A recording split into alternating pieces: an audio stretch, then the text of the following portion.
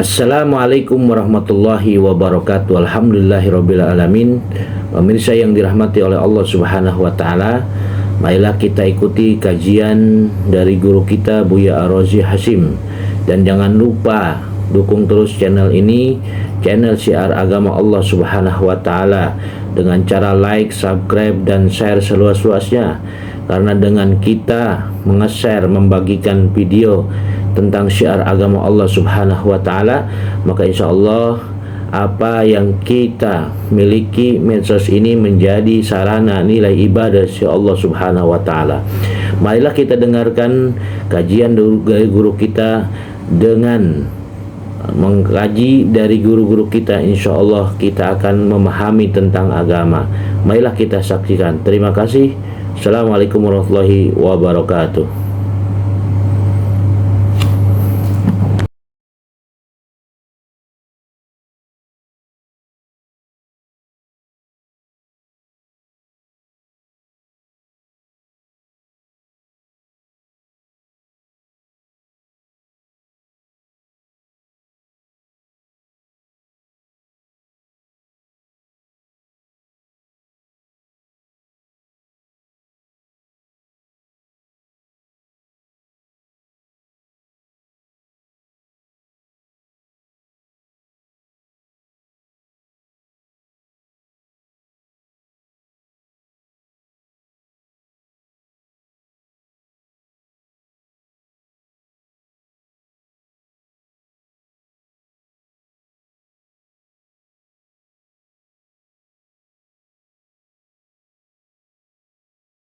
Bagaimana cara berkomunikasi dengan kolbu? Ya harus tahu dulu namanya, Pak. Nama diri kita. Man arafa nafsahu faqad arafa rabbah. Siapa yang kenal dirinya, kenal Allah. Kolbu itu dia dapat sinyalnya dua. Satu ke akal. Si akal dipengaruhi oleh pendengaran, pandangan, lalu baru dia berpikir. Itu kemudian akan mempengaruhi akal juga. Jadi kalau nggak penting-penting aman, baca yang di grup nggak usah dibaca loh Pak, kerajinan baca, mending baca Quran ya. Lalu gimana caranya? Tenangkan kolbunya dengan zikrullah, maka kolbu akan menunjuki jalan. Ala bizikrillah tatma'innul qulub. Ketahuilah hanya dengan menyebut nama Allah kolbu jadi tenang. Kalau belum ketemu guru yang bisa menghantarkan kita untuk mengenal diri kita sebenarnya, cukup cari dulu guru yang bisa menghantarkan kita bagaimana menyebut nama Allah dalam kolbu. Disebut dengan talqinul zikr ya. Cari guru yang bisa mentalkin ya. Banyak masyayikh bisa ya, dicari dulu lah. Saya dulu kan lama juga nyarinya ya. Sampai kemudian kita dapat bermacam-macam. Di sini terdapat getarannya, di sini tidak. Setelah kolbu itu terbiasa zikrullah, akhirnya dia tenang. Kalau kita tenang, baru kita bisa mendengarkan dia lagi berisyarat apa. Pernah ngeliat ada orang marah? Nah, jangan-jangan kita marah tiap hari. Kalau kita lagi marah, orang apa ngomong apa kita denger nggak? Nggak hiraukan. Atau kita lagi cemas nih, kusak-kusuk, bisa nggak kemudian jangan ini jangan nggak tenang ya. Handphone ketinggalan, padahal di sakunya. Kacamata nggak tahu di mana nih, padahal udah kacamataku ya. Itu sering terjadi ya, sering terjadi. Jadi tenangkan kolbunya dengan zikrullah. Zikir di kolbu itu khusus Asmaul Husna tanpa menyebut kata-kata yang lain. Misalnya Rahman ya Rahman ya Rahman, itu aja.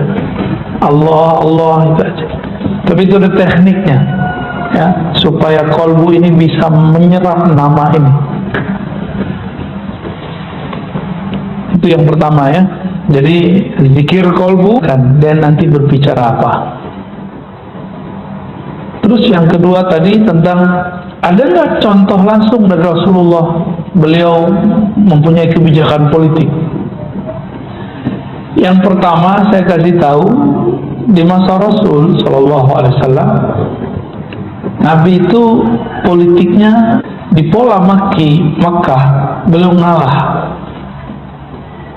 Bahkan di pola Madinah beliau maju mundur, bahkan di tahun ke-6 masih ngalah ketika perang Hudaybiyah. Bukan perang, perjanjian Hudaybiyah. Perjanjian itu kan dibuat ketika Nabi hendak mau masuk kota Mekah, dihalangi. Berarti belum mundur juga sejenak. Jadi kebijakan politik Nabi itu sering ngalah untuk menang, sering ngalah untuk menang. Apalagi Nabi SAW awal-awal, karena Madinah itu kota kecil, kota Yathrib, Nabi yang bikin. Karena ketika Nabi masuk kota Madinah, banyak rombongan imigran pindah. Jadilah Madinah kota yang hidup. Jadi hidup kota Madinah. Tadi disebut kota Pak Yathrib, gitu. Yathrib itu nama orang. Kayak kampung desa lah, desa Yathrib. Lama-lama jadi kota besar, maka disebutlah Al-Madinah, kota besar An-Nabawiyah yang sudah diwarnai, dihidupkan oleh Nabi Sallallahu Alaihi Wasallam. Cara Nabi menghidupkan kota itu, ini contoh. Nabi mau bikin masjid, pakai tengkar nggak Nabi bikin masjid? Tengkar dulu baru bikin masjid ya. Ya di sono nggak kunut, ini kunut. Nah gitu. Atau pengajian kita nggak diizinin di sono. Itu di beberapa masjid cuma masalah kunut Pak, itu buat masjid baru. Sekarang udah beda lagi nih, udah beda lagi, masjidnya hilang, bangunannya masih ada, masjidnya udah hilang. Paham maksudnya ya? Nabi itu ketika jalan masuk kota Madinah, itu tangannya dipegang, dicium tangan semua orang yang lewat ya. Tangan Nabi dipegang ya, selama mereka masih bisa megang tangan Nabi.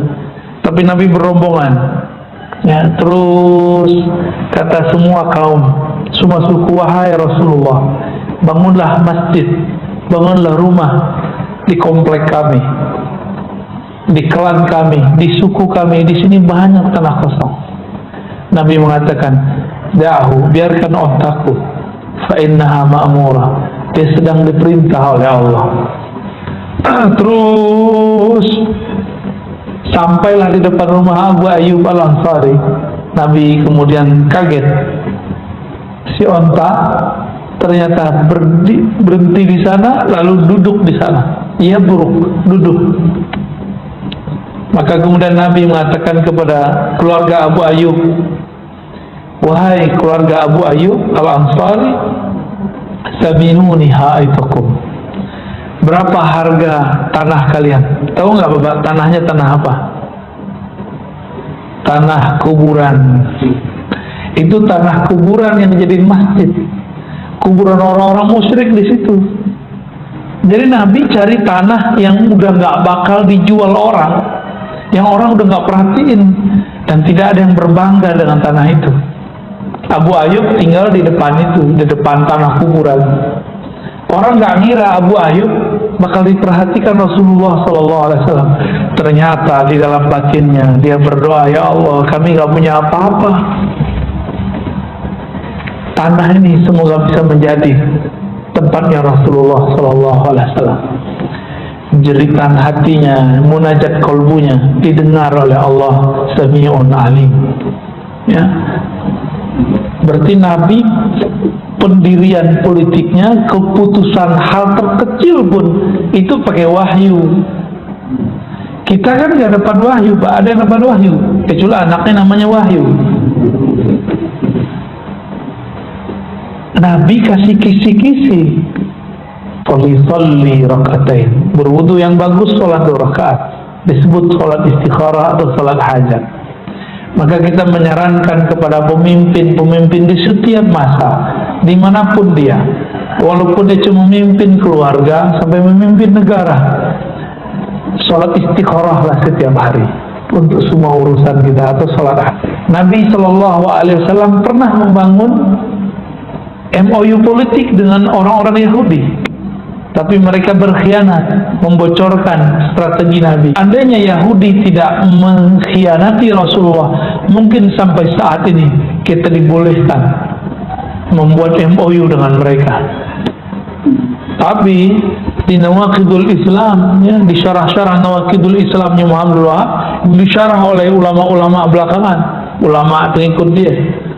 Siapa yang bekerja sama dengan orang-orang musyrik maka kufur. Ini ditolak oleh para ulama. Kenapa? Yang kerja sama Amerika siapa? Saudi kan? Maka fatwa itu ditentang oleh ulama-ulama mereka sendiri. Yang kerjasama, yang buka kerjasama hubungan bilateral dengan Israel siapa? Saudi, Pak. Berani ulama Saudi ngeluarin fatwa, masuk penjara dia. Mau bilang kepada antum, hati-hati ngambil fatwa dari Saudi, karena fatwanya sudah bias, terutama fatwa bidang politik, bidang-bidang muamalah, mulai tadi bab demokrasi sampai ke bab kebijakan-kebijakan. Mana ada sekarang kita dengar ulama Saudi sudah keluaran fatwa haram bangun hubungan bilateral dengan Israel. Nggak ada, malah dia bilang boleh. Benar nggak? Imam Masjidil Haram loh, Salafi loh dia, Pak. Tapi kayaknya banyak juga Salafi mengeluarkan dia. Berarti dia Salafinya sudah beda. Salafi Masjidil Haram berbeda lagi dengan Salafi masjid sini, ya.